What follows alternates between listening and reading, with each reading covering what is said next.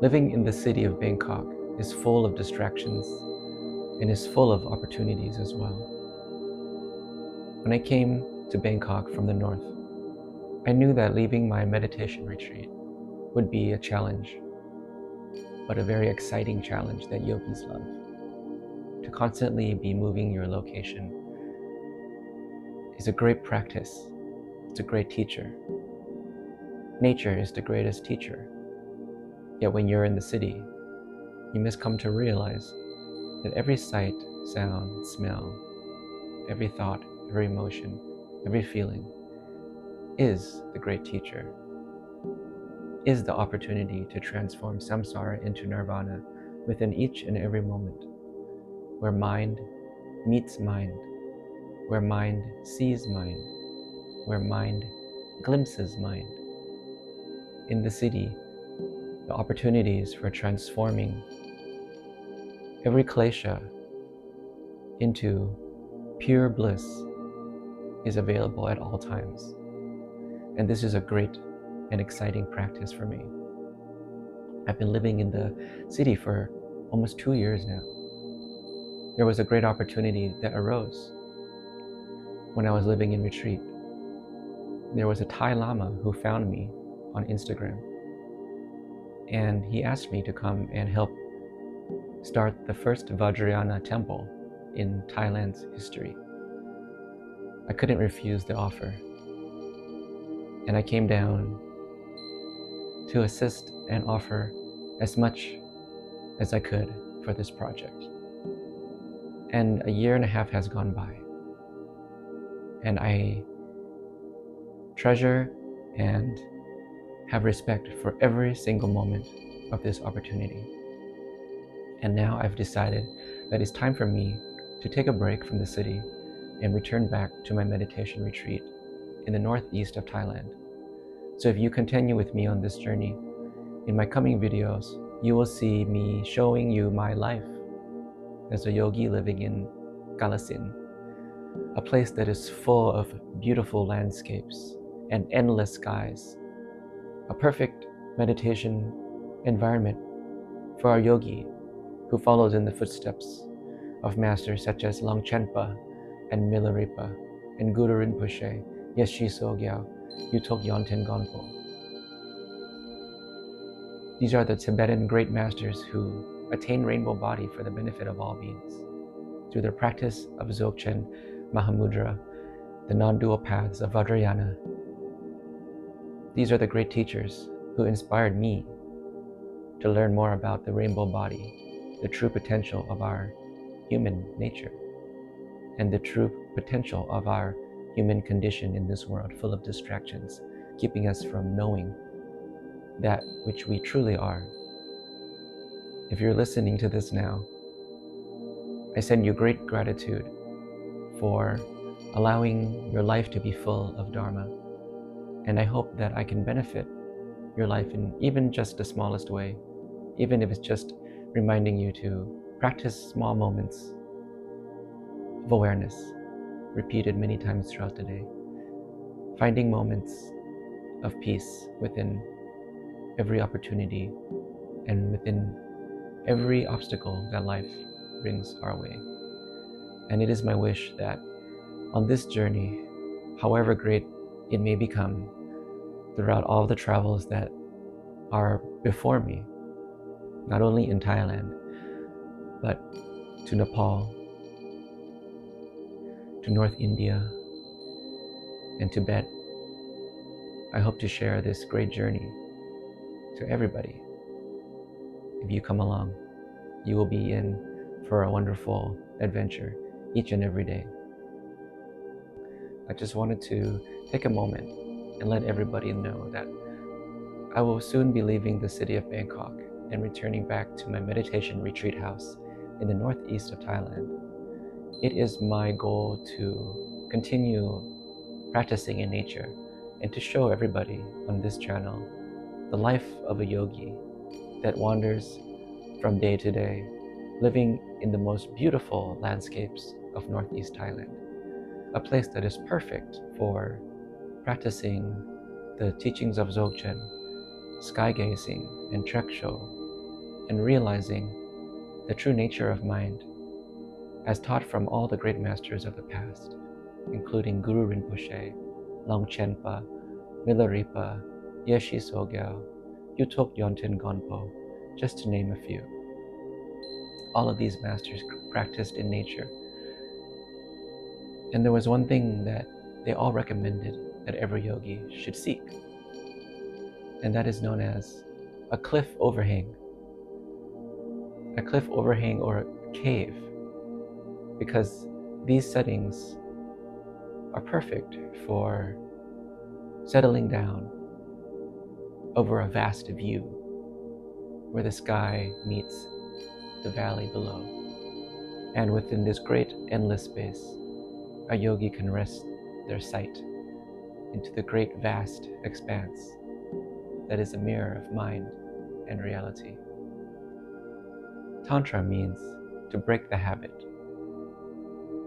To break the habit of constantly wanting or not wanting that which appears before us within our lives. This constant grasping at reality or pushing it away is very tiring for our primordial consciousness, and is what's kept us going around and round in samsara endlessly for lifetime to lifetime. And if we have the courage within every moment to end this habit of habituation, we can come to be free within the vast and spacious expanse, which is our mind. The space before us, which we see with our eyes, and the space that we can be fully aware of behind us with our ears. 360-degree panoramic awareness, above, below, in front and behind. Everything is food for Dharma practice. Every sight, every sound, every pleasure, every sensation is a chance to realize that this is known as the bliss, the nirvana that has always been there at all times, yet unbeknownst to those who have never practiced finding presence within every moment of awareness. I hope to share the simple practice of recognizing awareness within each and every moment of our lives. A simple act of coming back to presence, coming back to that which has always been there, a ground of being that is known as primordial purity, a very familiar place that has been known throughout all ages by all Buddhas to be the place of our true nature, our true mind, our Buddha nature. Perhaps listening to videos like this will be beneficial for those on the path of meditation. Perhaps some of my words may spark a quick moment of glancing at one's true nature, the mind of all ascended masters who have come before us.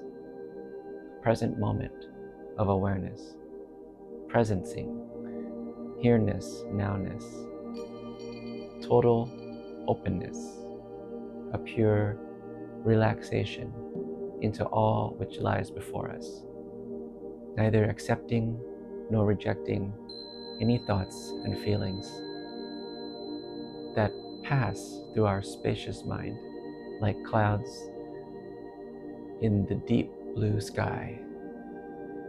Weather and clouds are just temporary obscurations, yet behind them there is a blue sky that is always present. This vast blue sky is the symbol for the Dzogchen enlightened mind, our Buddha nature, our true self beyond all labels, beyond all naming of this or that, of is and isn'ts, beyond language, cutting through to our true nature, within each and every moment, to see through the film frames of life, and to realize that between our thoughts, there is a Buddha waiting to be found. It was never lost. It was us who was lost. We simply need to re-recognize the simple nature of our true being that is here, fully present and fully awake and fully aware to all that comes and all that will go, with no attachment, no craving, and no aversion. Perfectly at ease, perfectly settled into our beingness, with simple breath, simple body, and simple mind. We come to rest fully present.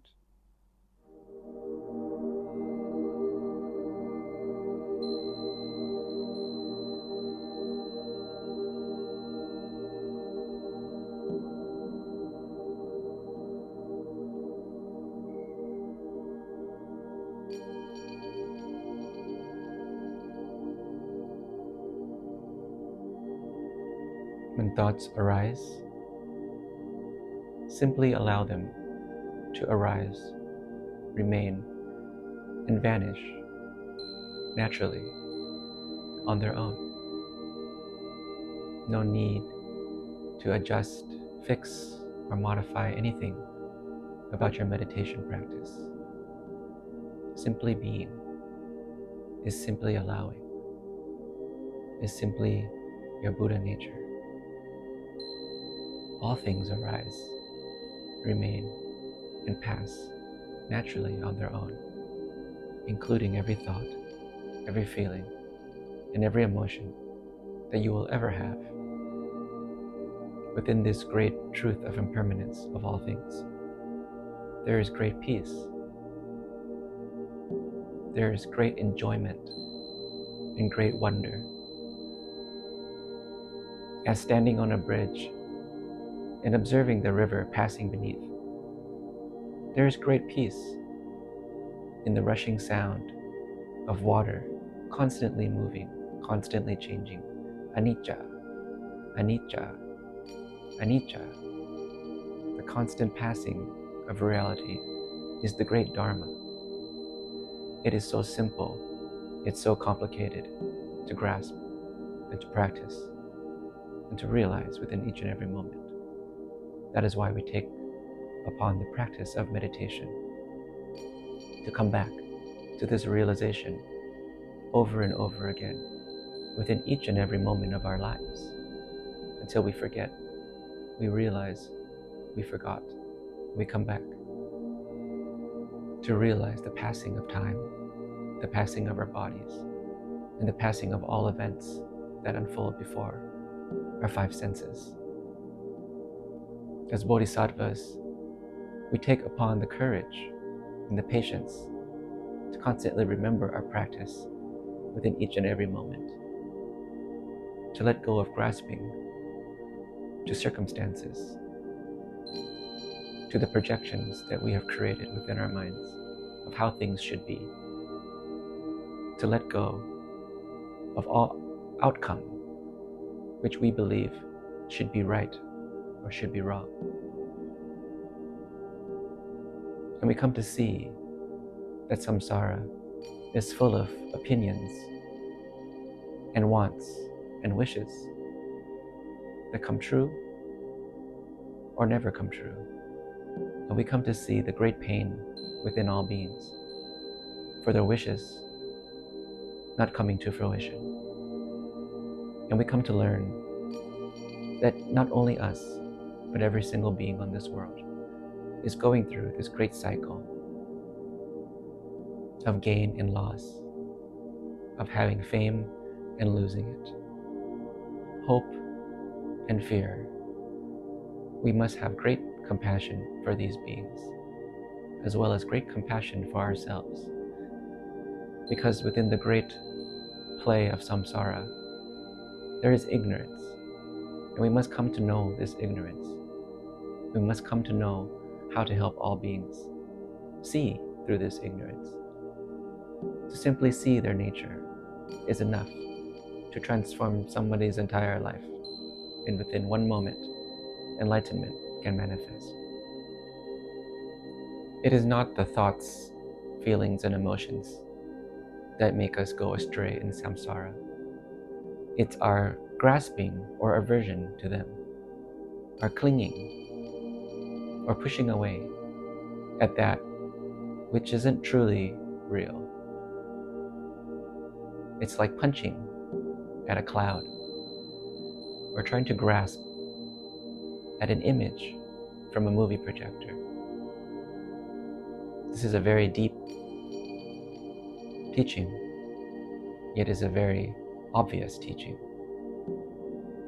This is what I call true Dharma, the realization of the truth, of the way things are. This is everything that the Buddhas have taught us. It is so easy to overlook and so easy to constantly go astray, not only leading ourselves astray, but leading others within our life. That is why it is important to take upon the Dharma practice, not only for ourselves, but for the benefit of all beings. So I hope to share with you everything that I can so that you can see the truth of this life, so that you can see the truth of Dharma and all the teachings that the Buddha has realized for us, so that we may too become Buddhas within this very lifetime. So today I hope that there was something that I could share to help even just one person who watches this channel. And I hope that everybody around the world will join me on this great adventure as I continue my travels that I have been doing for years and years, yet have never recorded them. So this is my opportunity to give back to the world all that I have seen and witnessed on my travels, and to bring you again through that which brings me the great joy to all the great places within this beautiful country of Thailand. And very soon we will return back to the Northeast, where I show my meditation retreat environment against all the lakes and rivers and hills and waterfalls that are soon to come. And it's rainy season, so you will see the northeast of Thailand in its most beautiful, lush, green, rain-drenched nature.